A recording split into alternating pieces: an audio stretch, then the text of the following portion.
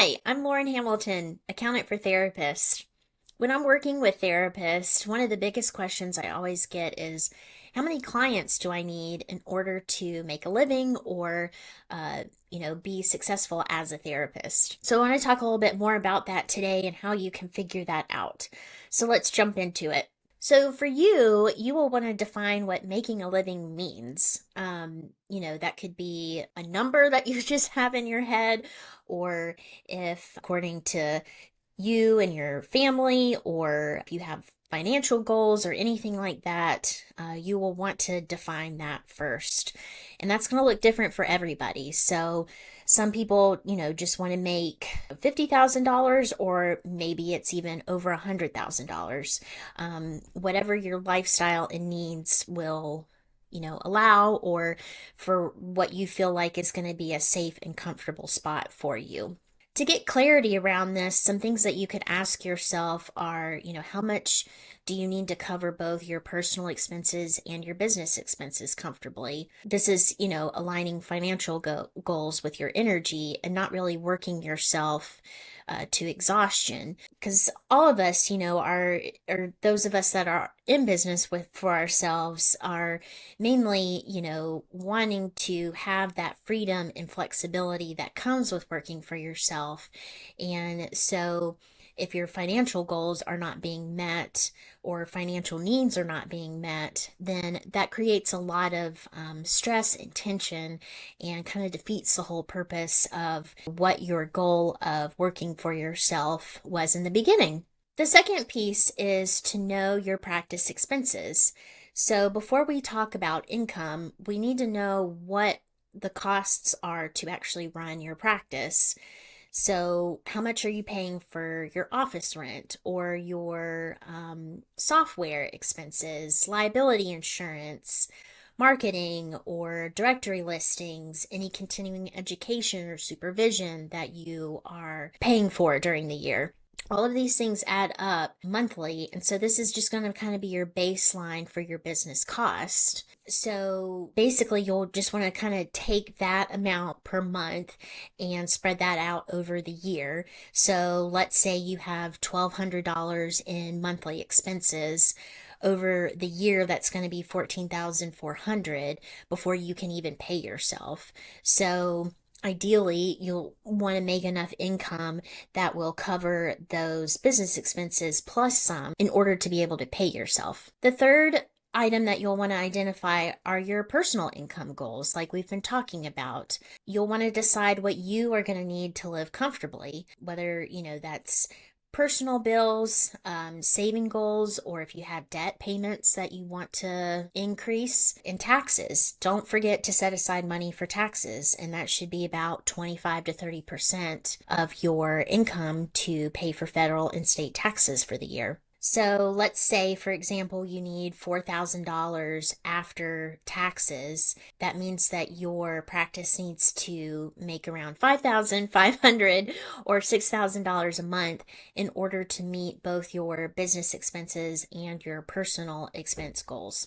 A lot of therapists, when they're thinking about money and what they need to charge people, they feel a little icky about it because, you obviously got into this business or this practice to help people and to make their lives better. And so sometimes asking money for that just feels icky.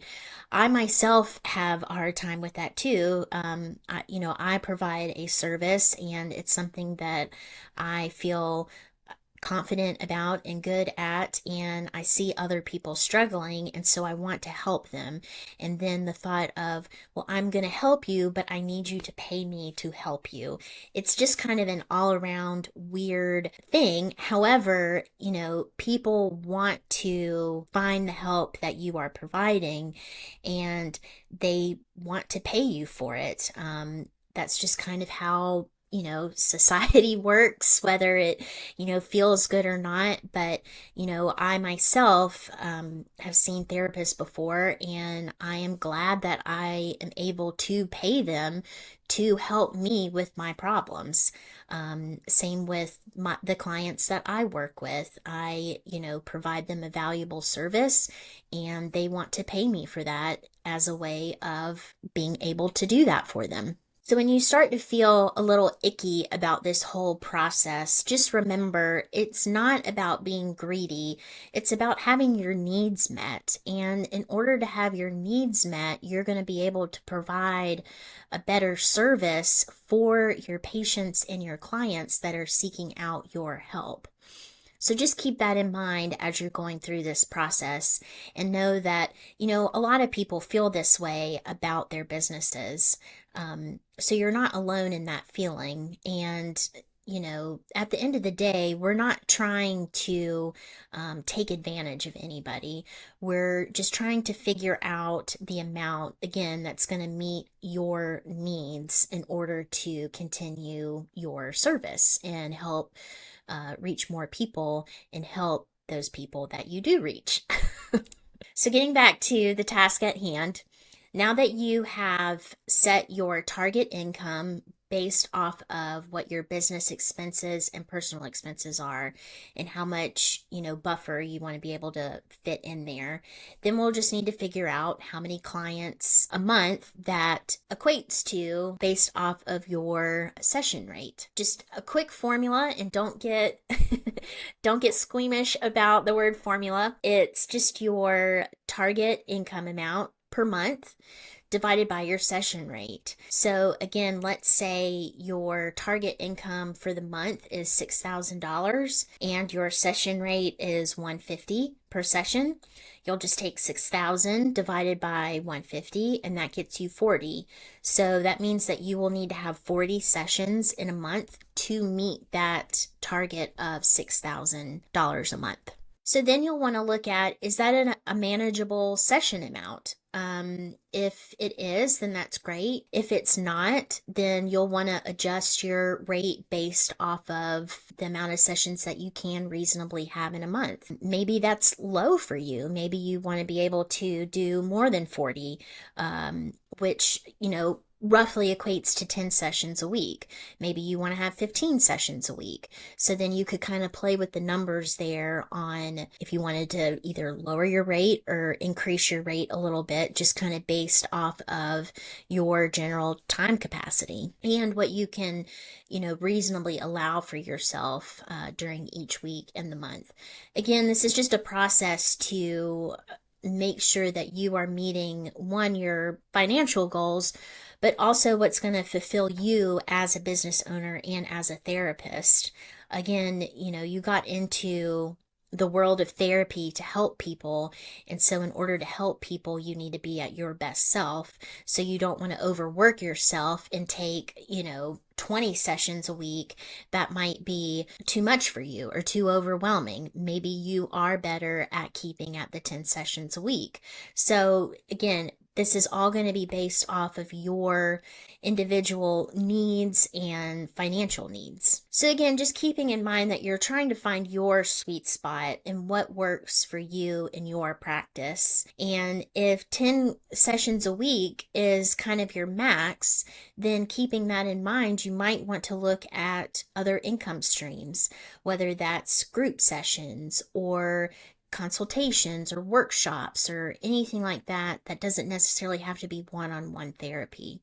So this was a good exercise to illustrate that knowing your numbers can give you freedom, and knowing that if you've done the math and you feel comfortable with the sessions that you're having each week and what you're charging for those, and you get to decide on your structure and your practice and how that works within your life structure. And it's not the other way around. Your practice is not dictating how you live your life or what your needs or how your needs can be met. So this should feel like a really empowering exercise, and one that, should really give you some clarity on, what your goals are for your practice and for you as a therapist. So I know that was a lot to cover in this video, just kind of as a quick recap to figure out the amount of clients that you need in order to make a living as a therapist. You want to know your expenses. Those are both business and personal expenses. And define your income goals. That's, again, going to look different for everybody. So really take the time to think about what is it that you want your lifestyle to be. What does your life need as far as finances go? And then from there, being able to calculate what your session rate is and what you feel comfortable charging for your sessions. And again, that can get into that ickiness that most of us don't like to think about. But really, genuinely sitting and being mindful about the value that you do bring to the people that you are helping, and setting that rate so that way it is comfortable for you and comfortable for the people that you're helping. So once you have your rate, then you can calculate your ideal client load. While this sounds like a really simple exercise, it can bring up a lot of emotions and, maybe some fears or money uncomfortableness, for lack of a better word.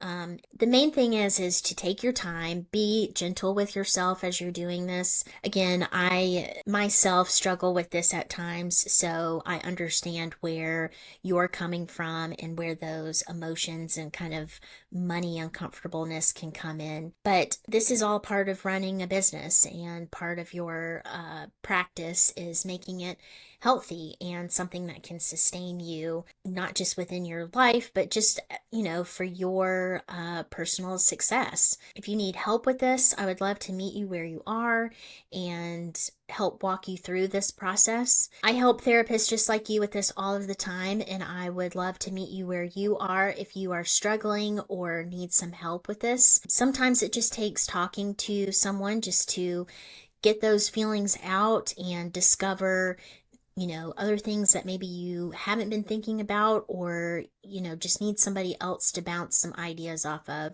And that's what I'm here for. And I would love to connect with you and, again, meet you where you are in your practice.